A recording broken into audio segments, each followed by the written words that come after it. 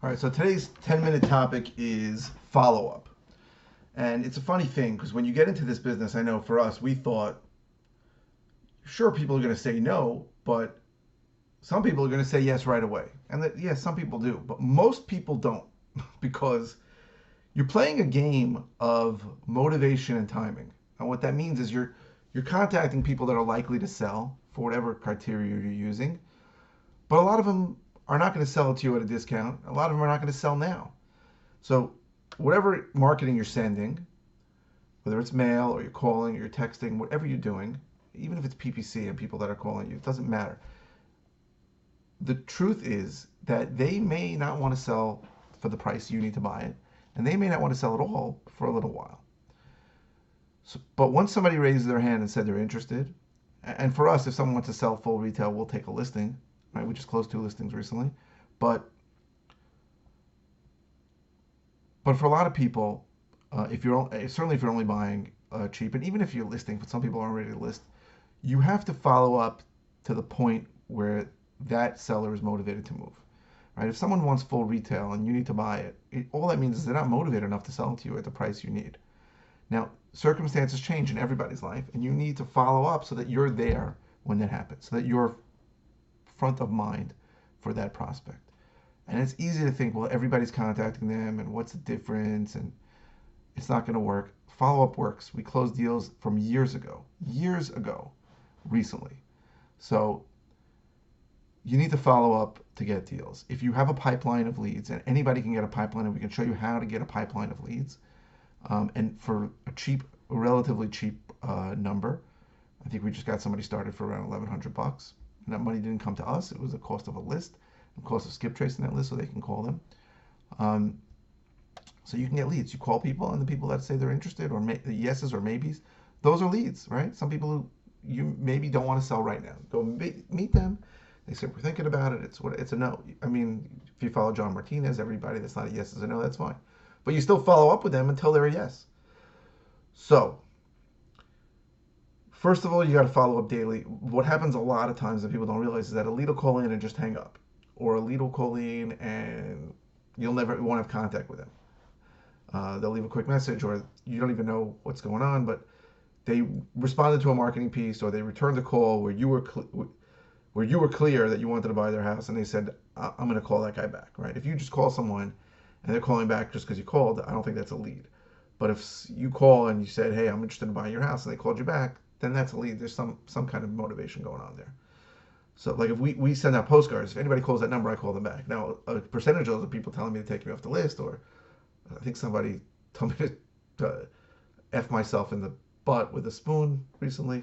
Obviously those aren't leads, but if somebody calls, you assume they want to sell. They're responding to a postcard, they want to sell. So you got to blitz those people, which means hit them 3 times a day for 5 business days. And again, you cannot contact people enough.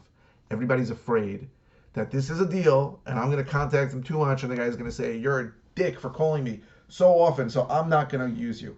That never has happened to us. And from everybody I've spoken to, it's never happened to anyone. So it's simple. If there's motivation there, you cannot call them enough, because that time they finally call you and they'll say, "Okay, you know what? I want to sell." You got to understand, a lot of the people that are very distressed are not handling things in a normal fashion. They're not returning calls. They might be in foreclosure. They might be getting collection calls. They don't want to speak to people. They're uncomfortable. You got to hit them as hard as you can until they say, "Don't call me anymore," which is fine. That's a no. Or, "Okay, let's talk about my situation." You can't contact people enough if you haven't had that initial conversation. And once you have that initial conversation, they might say, "Call me back in 3 months." You can't call them the next day, right? But we'll talk a little bit more about that and follow up also. So you got to get a good handle on them. I know Brad Chandler, who's a master at this, has like a 99% contact rate, which is extremely high. He has a system. He gets through them. Whatever communication methods you have. If you have an email address, you email them. If you have a cell phone, you text them. If you have a regular landline, you call them. You hit them 3 times a day until they say, "Don't call me anymore," or "Let's talk." One of the others. That's the initial blitz. we believe no lead should go more than a month without a contact. And we also believe that whatever a lead tells you time-wise, you cut that in half. So we've had leads tell us, call me back in 6 months, that's when I want to sell the house. We call back in 6 months, the house is already listed or the house is gone. So if someone tells you call back in 6 months, call them in 3 months. For people that say, I'm not interested now, you call them every month. If someone says, call me in 2 months, call them every month. You really shouldn't have more than 30 days go by. But if someone says, listen, I'm selling in the winter, and it's the next winter, and in a year, call them in 6 months, call them in 4 months. 30 days really is the time. You call them, even if it's leave a message, it's keeping you top of mind. It means you're persistent. It means you're not giving up. To a lot of people, that's a big deal, right? They think you're going to be that persistent when you're selling their house. Well, if you're selling them their house, if it's for a listing and you're calling them every month, they believe you have a system in place and you're better than most people who will not follow up. And if you are buying their house, they believe you're going to follow through on what you said you're going to do. So,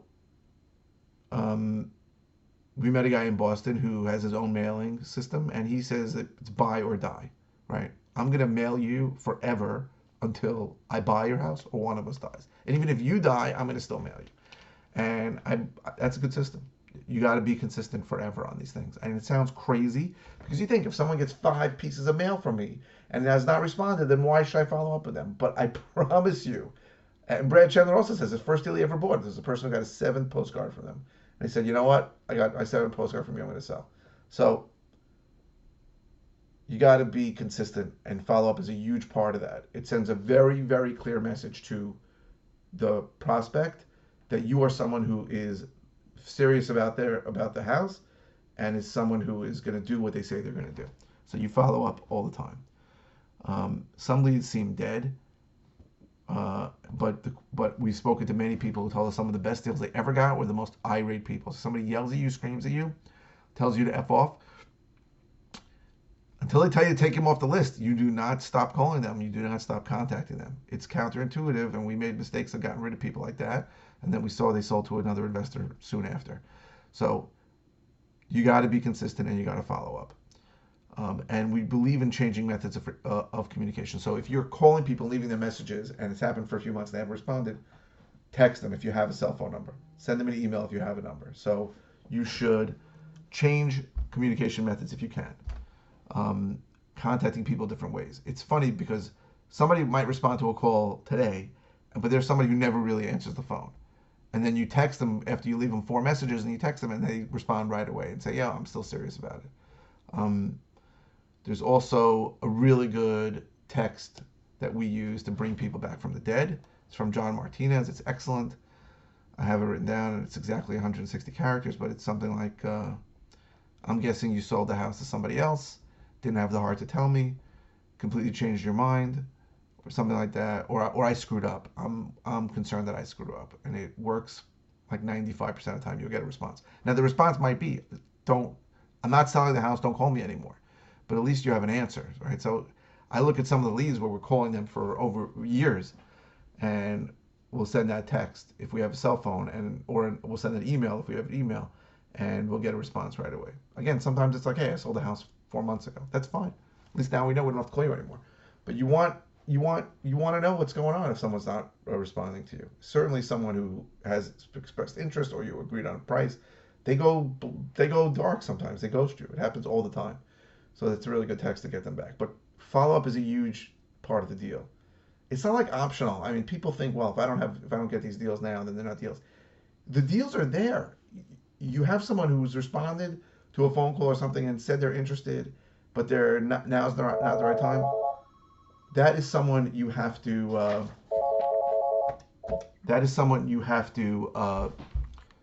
Follow up with and make sure that you're going to get them when the time comes, when their motivation is right. You don't have any other option if you're going to be serious about this business. If you're not doing that, you're just throwing away money and throwing away deals. So it's important to understand that when you have a pipeline of leads, that if you don't follow up with them, you're going to lose out. And following up has to be systematic. You have to do it regularly. Someone has to do it. We have a leads manager to do it, but if you don't, then you have to do it. And that's why you need a CRM to remind you to do it. So again, follow. It's almost there are no words to describe the importance of follow up. There's deals there for sure, It's not a question. If you follow up with these things, you'll get deals, and not following up is you're just losing deals.